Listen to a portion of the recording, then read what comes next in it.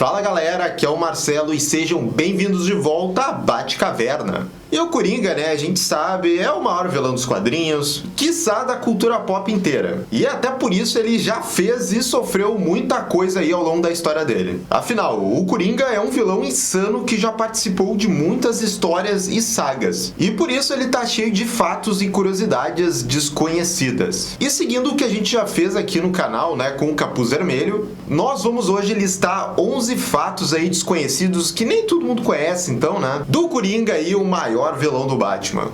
E tudo isso depois da abertura.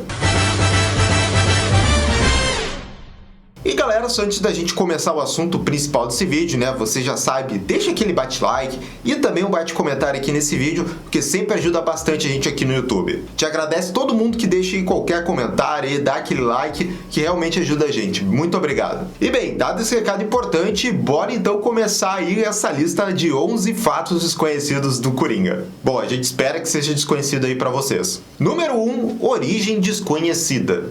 E bom, todo mundo sabe realmente, né, que a origem definitiva do Coringa nos quadrinhos a gente nunca vai ter. A gente realmente espera que seja assim pra sempre. Mas o que é mais perfeito e também uma tremenda ironia do destino é que na vida real também a gente não sabe quem de fato, né, contribuiu mais ou talvez só ele criou o personagem ali dos quadrinhos. Desde a criação do personagem na década de 40, tem havido alguma controvérsia aí sobre quem realmente criou o Coringa. O Bob Kane, um dos criadores do Batman, sempre afirmou que ele criou o personagem com uma certa contribuição ali do co-criador do Batman, Bill Finger. Já o Bill Finger diz que foi ele que veio quando estavam querendo criar um novo vilão ali pro Batman. E aí ele foi lá e se baseou naquele filme mudo do Homem que Ri de 1928. No entanto, tem ainda uma terceira pessoa aí na jogada, que foi o desenhista da primeira aparição do Coringa, o Jerry Robinson. O garoto trabalhou nas primeiras edições dos quadrinhos do Batman, e ele afirma, de fato, que foi a pessoa que criou o Coringa, e se inspirou em uma carta de baralho de Coringa, e depois trabalhou esse conceito com o Bill Finger, que foi o roteirista da HQ. Então, embora a gente tenha essas três versões aí e a gente não saiba de fato o que aconteceu, a gente sabe que todas essas inspirações, a carta de baralho, o visual ali do Homem que Ri, eles estão lá nas páginas da primeira aparição do Coringa. E assim, independente de quem talvez mereça mais crédito aí pela criação do personagem, é muito poético realmente a arte imitar a vida real. E não sabemos de fato a origem do personagem. E atualmente o Coringa tem como criadores esses três grandes quadrinistas quando se dá os créditos do personagem. Número 2, se vestiu e foi Robin. A história do quadrinho Último Cavaleiro da Terra tem vários momentos épicos e exagerados. E o Coringa não é exceção aqui. O Coringa nessa minissérie acaba se tornando um novo parceiro improvável desse novo Batman que fica durante toda a saga aí dessa HQ. Quando esse Batman, que é um clone do original, surge pela primeira vez, ele encontra a cabeça do Coringa, mantida viva em um frasco de contenção. Ao longo de sua jornada, o Batman leva esse frasco com o Coringa, que se torna um parceiro de viagem muito falador. E mesmo sabendo que o Coringa e o Batman são grandes inimigos, um novo vínculo deles acaba acontecendo aqui ao longo da história. O Coringa parecia não querer matar mais, né, o Batman. Em vez disso, em alguns momentos ele fica brincando que ele quer se tornar o próximo parceiro aí do Batman, o próximo Robin. E o ex-príncipe palhaço do crime acaba realizando seu desejo na última edição dessa HQ. Um traje mecânico de Robin aparece para responder aos sonhos desse Coringa. A cabeça do Coringa entra no traje mecânico de Robin como uma luva, e ele luta ao lado do Batman. Ele até tem tempo para botar uma máscara aqui para ter certeza de que ele tá perfeito no papel de Robin. E o pobre Coringa quase acaba morrendo aí tentando salvar o Batman enquanto ele tá lutando contra o Batman Ômega, né, que é o grande vilão dessa história. E uma vez que esse Ômega é derrotado, o Coringa aparece no final dessa HQ depois, todo orgulhoso ao lado do Batman e da Mulher Maravilha, como o próximo Robin do Batman. Número 3, teve um sidekick. O mundo dos quadrinhos, assim, ele tá cheio de uns sidekicks que não são muito bons, sabe? Tentaram copiar o Robin ali, mas não deu muito certo. Tem lá a Aquagirl do Aquaman e até o gorila do Batman. Isso existiu. E assim, eu falei sidekick do Coringa e eu não tô falando da Arlequina. Lá pro final ali dos anos 60, quando a fase galhofa ainda tava nos quadrinhos, né? O Coringa ganhou um glorioso ajudante e ele tinha um nome bem peculiar. Esse sidekick se chamava Gagsworth A. Gagsworth, ou só Gag para abreviar, para ser um contraponto do Robin. O Gag era um anão que fugiu do circo para ajudar o Coringa a realizar os seus crimes diabólicos. Então assim, ele realmente era para ser um contraponto do Robin bizarro, porque ele tinha esse gimmick então de ser do circo, então ele tinha certas acrobacias ali enquanto ele estava lutando com o Batman. Mas o Gag, assim como outros sidekicks que não deram muito certo, ele provou ser intolerável aí pelo público, quase ninguém gostou dele, e ele foi logo depois descartado com poucas aparições nos quadrinhos. Dito isso, o personagem andou revivendo em alguns quadrinhos mais recentes, e geralmente ele é retratado como o sidekick que foi deixado de lado, e aí ele tem inveja agora da Arlequina, né, que faz muito mais sucesso. O lance do Gag era para ser realmente engraçadinho e ao mesmo tempo bizarro, já que ele tinha esse visual com cabelinho de cuia e essas vestes de circo. Número 4 já salvou os Estados Unidos. Assim, parece loucura, mas o Coringa tem os seus momentos de sanidade, onde ele atinge o seu limite. Até o Coringa tem os seus limites. E um momento raro desses rolou na HQ crossover do Batman com o Capitão América, lançada lá em 1997. Nessa HQ o Coringa estava se juntando, né, e fazendo um plano maquiavélico lá junto com Caveira Vermelha. E a história é bem maneira, e mostra o Batman e o Steve Rogers se conhecendo para depois ir atrás desses dois clássicos vilões deles. E parece que essa dupla vai realmente funcionar, até que o Coringa se dá conta de uma coisa sobre o Caveira Vermelha. Ele acaba descobrindo algo bem óbvio, né, sobre o Caveira Vermelha, né, que ele é aquela palavra lá que começa com N. E o engraçado mesmo é que isso rola bem pro finzinho da HQ. Ou seja, ao longo de toda a história lá, o Coringão tava toda de boas lá com Caveira Vermelha, achando que essa dupla ia durar bastante tempo, até que tem um momento lá que ele descobre esse detalhe muito importante sobre o Caveira Vermelha. E olha o que o Coringa diz pra ele quando descobre esse fato. Ele diz que pode ser um criminoso lunático, mas pelo menos ele é um criminoso lunático americano, olha só. E o Coringão ali no grande ápice dessa HQ vira tão herói que ele sozinho consegue deter uma bomba que o Caveira ia jogar em Gotham, e acaba virando então um verdadeiro herói americano. Número 5, se fundiu com Batman. Essa mistura aí do Batman com o Coringa aconteceu durante a saga Future's End. Ela conta uma realidade paralela lá, onde o Irmão Olho consegue então dominar a Terra. E o Coringa sucumbe a essa inteligência artificial suprema, assim como grande parte dos heróis e vilões dessa linha do tempo. Mas ao contrário de outros, o Irmão Olho opta por não assimilar o Coringa, decidindo mantê-lo para um propósito especial. O Frankenstein procede depois e faz uma cirurgia estranha e bizarra que funde o Coringa e o Batman dessa linha do tempo, num mesmo corpo. E em algumas edições depois, quando essa fusão realmente aparece, é bem bizarra mesmo e pega todo mundo de surpresa. Porque, tipo, o rosto dos dois, ele tá colado assim numa mesma cabeça. E quando ele fica conversando, esses rostos eles ficam mudando de posição, sabe? É muito bizarro. Poxa, olha só quando ele muda aqui de rosto quando tá conversando.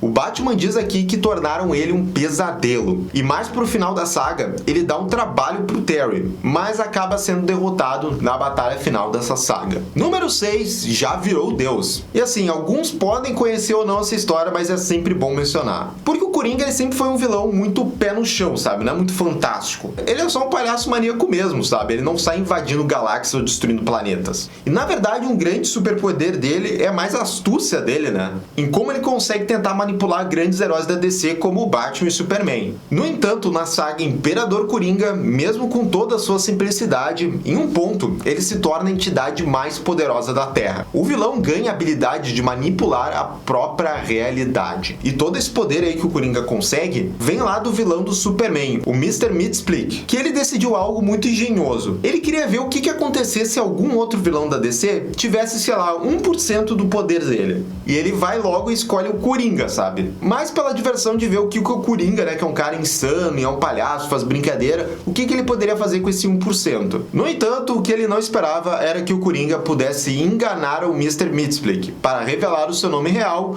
o que resultou no Coringa roubando não 1%, mas quase todo o poder do Duende da Quinta Dimensão. E com todo esse poder, ele desenvolve o poder de matar o Batman repetidamente, das mais variadas formas. E essa foi uma passagem muito marcante aí pro vilão, né? Porque foi algo fora da caixa ver o Coringa com poderes tão elevados assim. Muda bastante a dinâmica dele. O que não mudou foi a insanidade do Coringa, que só foi elevada na, sei lá, 100ª potência. E assim, também o melhor é o final de como que o Coringa então perde seus poderes. Que é quando ele vê que se ele continuasse destruindo um monte de mundos e todos esses mundos tem Batman, ele acabaria ficando sem Batman. Aí realmente não ia dar pro Coringa. E assim, Imperador Coringa também serviu de pretexto para um episódio memorável do desenho Bravos e Destemidos. É muito bom mesmo. Número 7, sabe a identidade do Batman e não tá nem aí. Pois é, essa é uma boa pergunta. Por que tantas versões, né, do Coringa de diversos multiversos aí, eles são realmente indiferentes em saber quem que é o Batman, sabe? A gente sabe que tem várias versões do Coringa, e algumas têm algumas características e tudo mais, então tem algumas inconsistências em relação a vários Coringa. Mas, como eu disse, uma coisa que eu acho que se mantém em quase todos é o desinteresse pelo Bruce Wayne, sabe? A outra vertente do Batman. Em quase todos os tipos de Coringa, o grande interesse mesmo do vilão é o Batman. Enquanto alguns Coringas tentaram descobrir a identidade do Batman, principalmente lá o do filme do Batman do Futuro, onde o vilão torturou o Tim Drake para saber isso,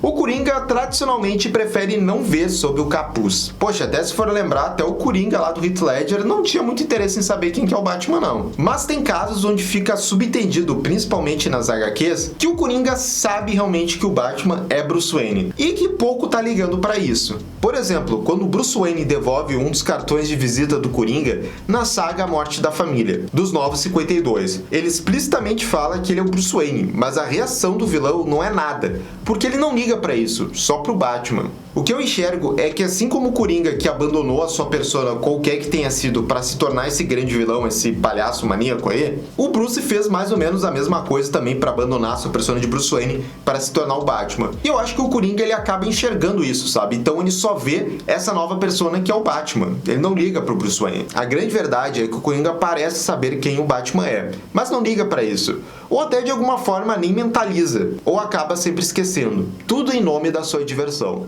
Número 8, teve um quadrinho próprio. Depois que o Coringa reapareceu em muito sucesso, né, em 1973, isso porque já fazia uns 10 anos que ele não tava, né, nos quadrinhos, nem aparecia mais, o vilão voltou com tudo, né, numa história clássica que é o Joker's Five-Way Revenge, e vendo todo esse sucesso do personagem nos quadrinhos, a DC resolveu apostar em um all-in, foi com todas as fichas, e falou assim pro Coringa, vai, ganha sua revista própria, porque você vai fazer muito sucesso. Então o Coringão ganhou o seu primeiro quadrinho aí, só com o seu nome lá, em 1975. No entanto, essa HQ própria do vilão não se mostrou muito popular com leitores ou críticos da época, e foi cancelada após apenas 9 edições, e alcançou assim menos de um ano de publicação. Nessas histórias, o vilão, na verdade, muitas vezes, ele ficava encarando os outros vilões do Batman, e nem tanto o Batman assim. Essa HQ até anos depois se tornou um item de colecionador, assim, por realmente ser algo bastante raro. De fato, o que se viu na época, então, é que o Coringão mesmo se dava bem em histórias geralmente envolvendo o Batman, então tinha que ter esse antagonismo, ou em histórias fechadas, sabe? E não em várias historinhas, né, nessas HQs que não tinham muito impacto. O interessante é que o Coringa voltou a ter uma HQ só dele no ano passado, e por enquanto ela ainda não foi cancelada e já teve bastante edições. Vamos ver se vinga bastante. Número 9, já foi milionário e perdeu tudo. Aqui parece aqueles memes lá do Coringa, perdeu tudo, agora vive de aluguel. Mas essa história realmente aconteceu e até um pouco explicado porque aconteceu lá na Era de Ouro, né, na década de 50 nos quadrinhos do Batman. Então lá era tudo liberado, tinha um monte de história bizarra mesmo. Nessa história aqui chamada Joker's Millions, ele decide se aposentar da vida do crime porque aparentemente ele herdou uma grande fortuna de um outro grande chefão do crime que deixou tudo pra ele. Mas mal sabia o Coringa que ele tava era caindo num golpe. Mas mal sabia o Coringa que ele tava era caindo num esquemão. E aconteceu o seguinte, eis que um grande criminoso e grande rival do Coringa morre. E o Coringa fica surpreso ao saber que ele herdou a vasta fortuna desse chefão. E com essa fortuna recém-descoberta, o Coringa constrói uma vida de luxo e se aposenta do crime. Ele sai gastando essa graninha aí pensando que ainda tem muito mais pela frente, apenas para descobrir lá pra metade da história que na verdade o que esse chefão do crime deixou foi um monte de dinheiro falsificado. Então ele recebe uma visita da impiedosa Receita Federal. Aí caiu a casa do Coringa. Eles apuraram um imposto sucessório com base no valor total da suposta fortuna que o Coringa tinha ganhado. E assim ele fica devendo e muito pro governo. E o melhor ainda é que o Coringa ele acaba virando piada, né, entre os vilões e o submundo lá de Gotham, porque ele caiu num grande esquemão mesmo, né? E aí o restante da história é o Coringa então querendo ganhar a reputação de volta dele e, se possível, também ficar com uma fortuna. Bom, o que ele consegue mesmo é ganhar a reputação dele de volta, mas a fortuna já era. Essa história é tão bizarra de boa em ver o Coringão virando piada que teve um episódio do Batman série animada adaptando essa história dos anos 50. Número 10, Batman salvou o Coringa. O Coringa ele já causou bastante turbulência na vida do Batman. Causou muita violência, destruição, morte. Você pensaria que se o Coringa fosse morto, o Batman até ia comemorar, sabe? Pô, não fiz nada ali, o Coringa acabou morrendo, tá de boas. No entanto, teve uma vez que o Coringa de fato morreu, mas o Batman, pelas circunstâncias ali da história, ele teve que trazer o Coringa de volta à vida. E essa ressurreição, claro, envolveu o Poço de Lázaro, que sempre foi uma ferramenta muito importante para trazer personagens de volta à vida na DC. Nós sabemos que as pessoas costumam voltar à vida meio insana, mas no caso do Coringa, isso realmente o restaurou em uma pessoa sã. Na HQ Lendas do Cavaleiro das Trevas, o Batman então acaba tendo que tomar uma decisão arriscada para deter um plano do Ra's al Ghul. Isso porque nessa história o Coringa, é morto pelo Ra's e a Talia. E o Batman decide mergulhar, o Coringão no Poço de Lázaro para trazer ele de volta à vida. Isso porque o morcegão precisava da ajuda do Coringa para deter o outro vilão. E o mais bizarro é que em vez do Coringa voltar ainda mais insano do que nunca, quando ele acorda do Poço de Lázaro, o vilão tá completamente são. E no fim o Batman consegue com que o Coringa conte os planos do Ra's e ele consegue deter o Ra's al Ghul. Mas o detalhe é que quando o Batman reencontra o Coringa depois, ele já retornou ao seu estado insano. E assim, no fim da história, ele leva o vilão para o Asilo Arkham, lamentando que ele voltou ao seu estado normal de sempre. Número 11, virou vampiro e foi morto pela Mulher Maravilha. O que o Coringa já não fez, Esse momento aconteceu num período chamado Convergência ali na DC. Foi meio que um evento assim mais pra tapar o buraco, assim, porque a DC tava se reformulando, ia começar os 952, e aí eles começaram a contar um monte de histórias assim bizarras. E muitas delas envolviam as terras paralelas, sabe? Tipo como um IC. E foi o que aconteceu nesse caso aqui do Coringa Vampiro. Aqui, nessa pequena história ligada ao evento Convergência, ela se passa numa Gotham que foi arrancada do período do pré-crise. E os vilões aqui vêm daquele universo da história do Chuva Rubra, onde todos viram versões vampirescas, inclusive, claro, o Coringa. E bem, quem também tá nessa história aqui é a Mulher Maravilha, a Diana lá da época do pré-crise. E aí cabe a Amazona ter que lidar com essas versões aí vampirescas dos vilões do Batman. E o Coringão aqui, ele meio que tenta fazer meio que uma mini piada mortal assim com a Diana, sabe? Ela fica torturando ela psicologicamente, matando amigos dela. Ele chega a matar uma amiga da Diana de forma grotesca. E depois, o Coringa e a Era Venenosa Vampiros também matam o Steve Trevor, que aqui é casado com a Diana. Eles até chegam a ressuscitar ele como uma forma de monstro, mas no final, ela acaba com esse culto dos vampiros e para derrotar o Coringa, ela arremessa esse pedação de madeira e acaba com essa versão vampiro dele. E bem, esses então foram 11 fatos desconhecidos do Coringa. A gente tentou pegar aqui alguns momentos bem legais envolvendo coisas diferentes do Coringa, mas deixa aqui nos comentários quem talvez vocês queiram que a gente faça aqui um formato de vídeo assim. E também qual momento faltou aí do Coringa muito desconhecido que vocês gostam, deixa aqui nos comentários. E já sabe também, galera, se inscreve aqui no canal e clica no sininho de notificação para saber absolutamente tudo sobre o Batman. E se quiser apoiar ainda mais o canal, nós temos as nossas plataformas de financiamento no Padrim e no Clube de Canais aqui do YouTube. Tem os dois links dos projetos na descrição desse vídeo. Até a próxima, gente. Tchau, tchau.